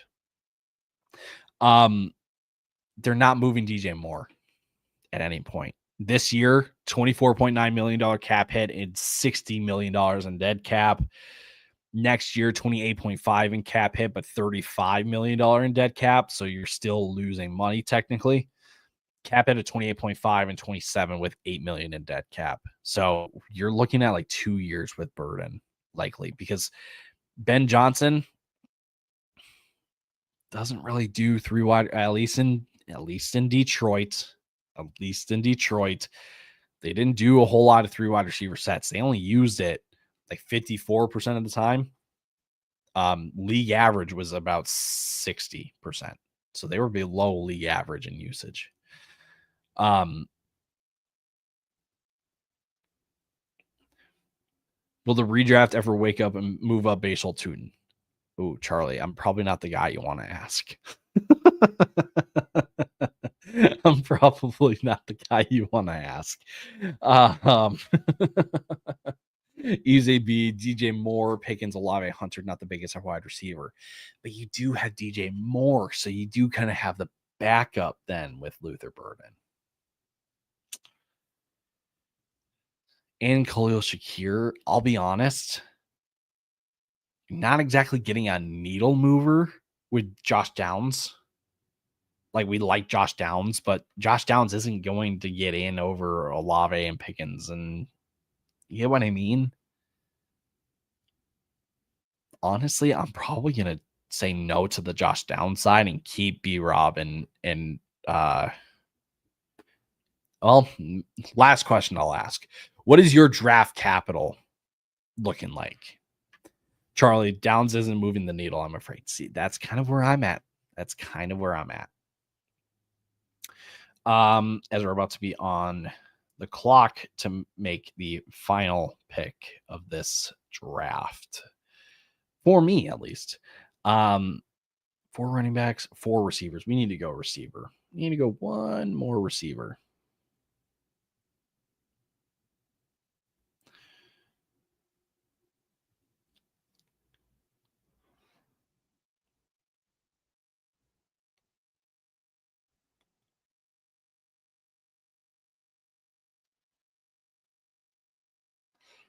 Probably should have.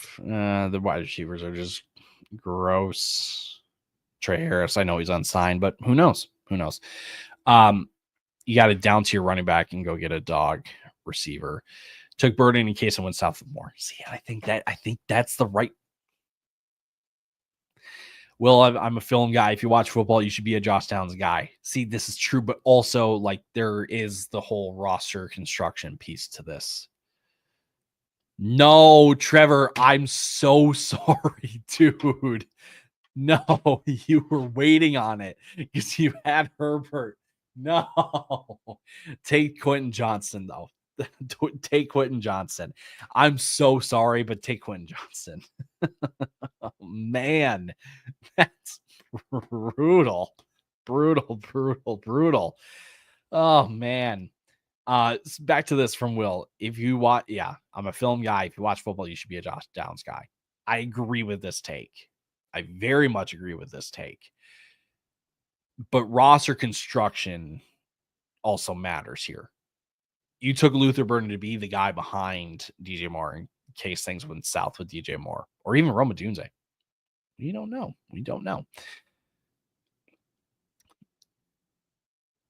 If Josh Downs' quarterback situation can never get figured out, then we're just kind of in Josh Downs guy purgatory. You know what I mean? It's kind of the like, you know what you've got with it, but it never comes to fruition because of the surrounding factors or the external factors, I should say. So, but again, Will, I want to say I'm a Josh Downs guy as well. As a film guy myself, Josh Downs is that guy. Last pick here. Let's hear how good at pick 5. Pick 5 for my guy Trevor. Gibbs and Jacobs love the running back start. Higgins, Evans, Waddle, Ridley, Olave, Pittman. You're honest again. You're hoping that your receivers, you get 3 of them out of 6. Half of them are top 20 guys, even top 24 guys. They may not be wide receiver ones, but if they can be 13 to 24, draft ended. If it can be 13 to 24, they're doing their job then. Herbert is your quarterback. Again, I'm high on Herbert because I think he can be a top 10 guy. Tyler Warren, a tight end, nice value there. 10th round as a guy that can be a top 12 guy. Yes. Trevor, nicely done. Can we get a top 3 winners, losers of the draft? In a minute we will. Charlie's mind good. Any tips at pick 6? Jefferson, Bucky, Allen, Chuba, Zay, Kelsey, Shakir, Diggs, Lawrence, Javonte, Bateman, and Goddard. Not bad. This is actually not bad at all. I would consider, instead of going Kelsey, go with like a Calvin Ridley or a Roma Dunze, just because personally I'm not as confident in Zay Flowers. And Khalil Shakir, Stephon Diggs are kind of, I don't want to say they're wild cards. Diggs is a wild card just because the injury return, New England offense. You get what I'm saying? But he should be fine because he's got Drake May and he's going to be the guy, you would think. Khalil Shakir, it's just a matter of like, how consistent is it going to be? Because they spread the ball out in that offense.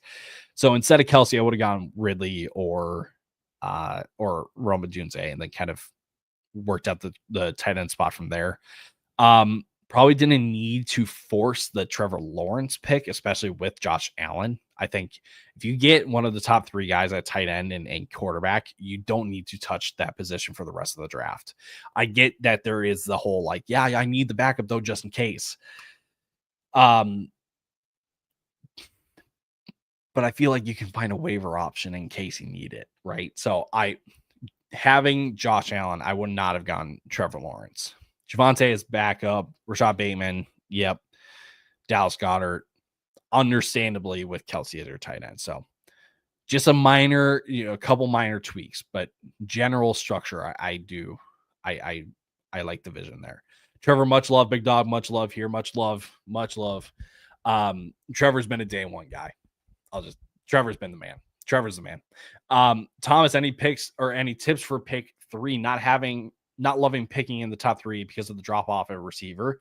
Facts. That's ultimately what it comes down to. Your hope is that you can get like a Lab Conkey, or a Drake London to get back to you, but it just doesn't happen. But what you did at the receiver position is real solid. Going JSN, Sutton, T-Mac, Judy, solid. Quinshawn is a bit of a meh. I like Njoku, but I think the fact that you have Judkins, Judy, and Njoku is a little too much. We put one too many eggs into the Cleveland Browns basket. I don't mind Kyler Murray.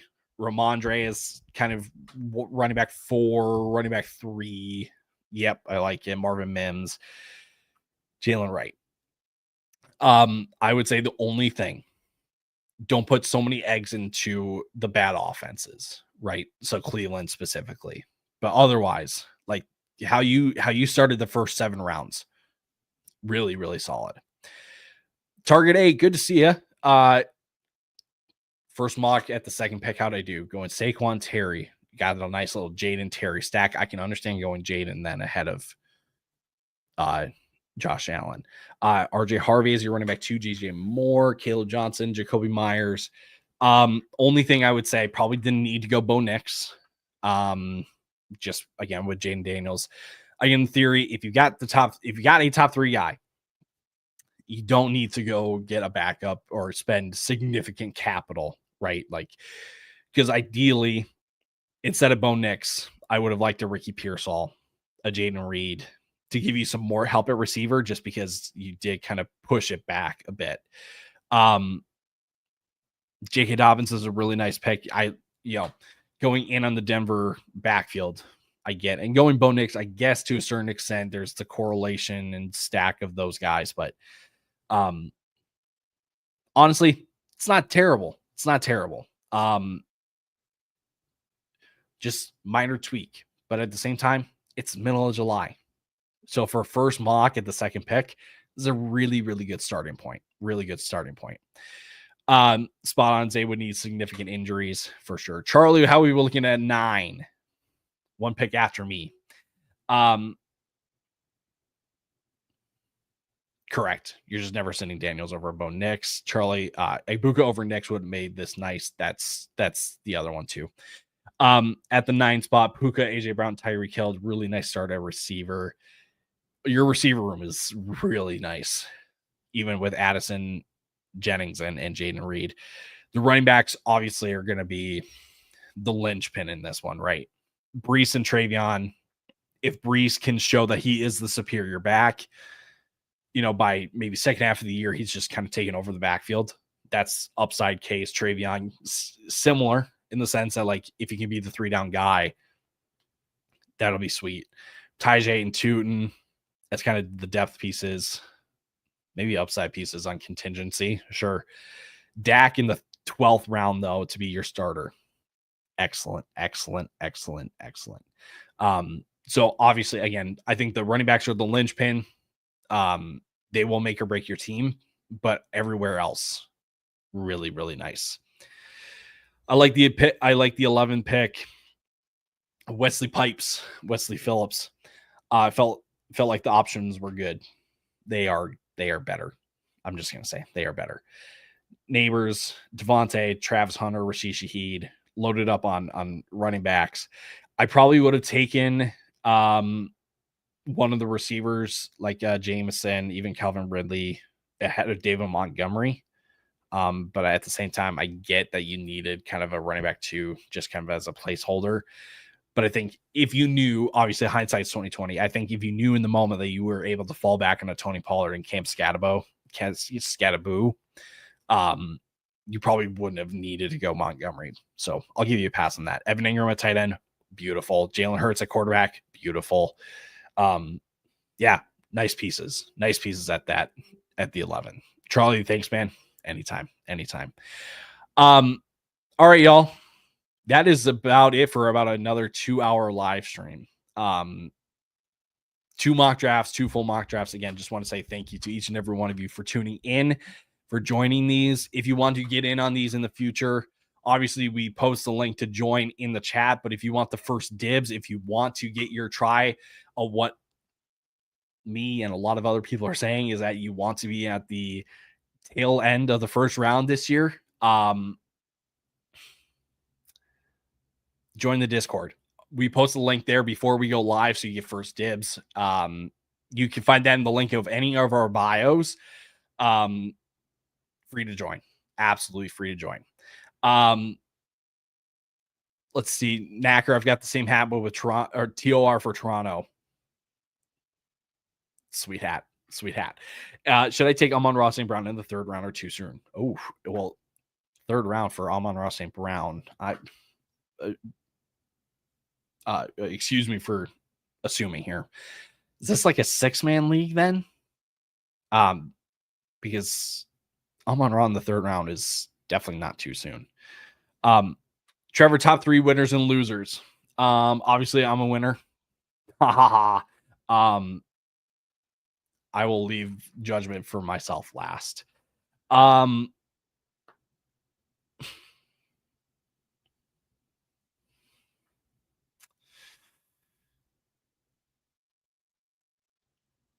See, Trevor kind of gets it though. He kind of saw through it. I will say winner, one winner, Banana Man. Obviously most people might not be in on Mixon. I'm fine with Mixon at the price tag, I'll be honest. Receivers are real nice, quarterbacks are going to be nice. Yeah. Banana Man is one winner.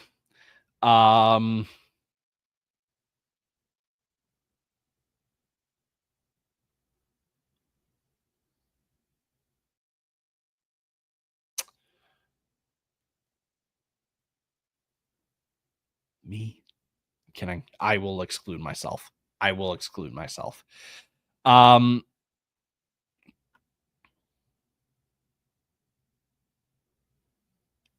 I'm going to say you're a winner as well.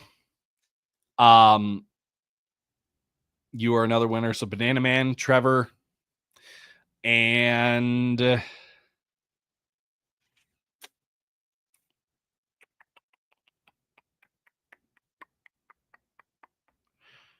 Tyrius is the 3rd winner here. The running backs will be serviceable, and the wide receivers are really nice as well. Those are the 3 winners. Everyone else has really nice things about their teams, just minor tweaks to those teams, and they could find themselves in the top 3. And I won't do losers because I don't want to, because I'm an optimist. I'm a positive man. I'm just saying. Knacker, yeah, it's a 6-man. I'm doing other ones, but yeah, 6-man with buddies from work. Absolutely take Amon-Ra the St. Brown in the 3rd. Yeah. Heck yeah. Think about it. 6 picks in the 1st round, 7 to 12 in the 2nd round, 13 to 18, right? Math. Yeah.